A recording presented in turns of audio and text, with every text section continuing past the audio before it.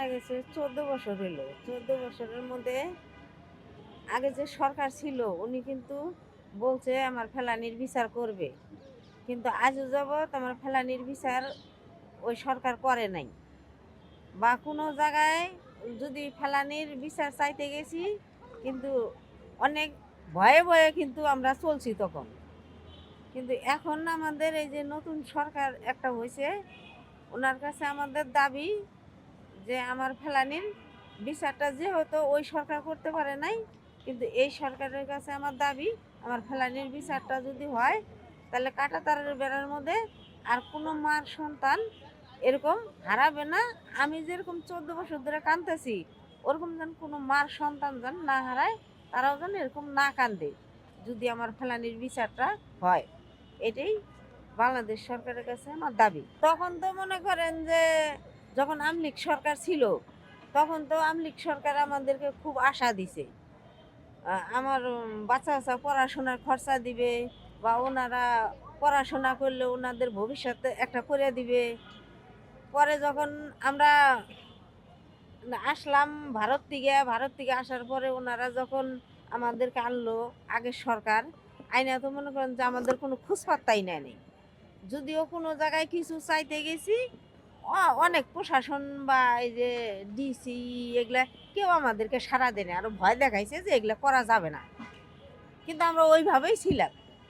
এই যে 14 বছর হয়ে গেল ফেলানি মৃত্যুবাসী করি, হ্যাঁ, সরকারি লোকের থেকে কেউ আমাদেরকে সহযোগিতা করে না।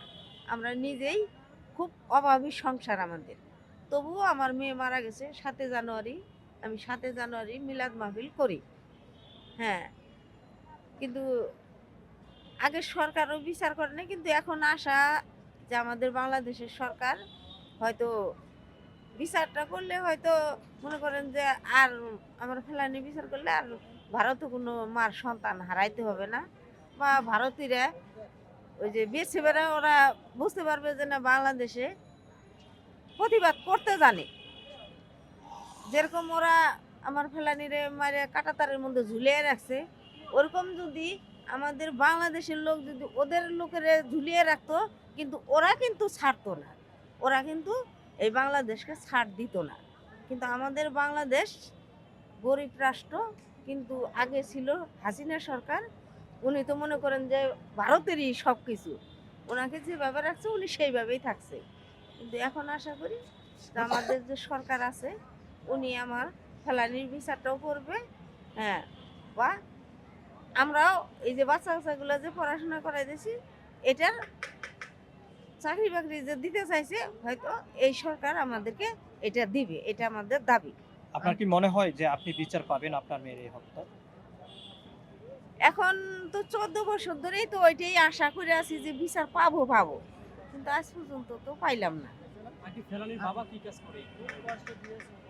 এখন ফেলানির বাবা নাকারগঞ্জ একটা ছোট মুদির দোকান আছে, ওইটা দিয়েই আমার বাচ্চা কাচ্চা আর কি দুঃখে কষ্টে আমরা পড়াশোনা করাইতেছি বাচ্চা কাচ্চা। আপনার ফ্যামিলিতে কে আছে?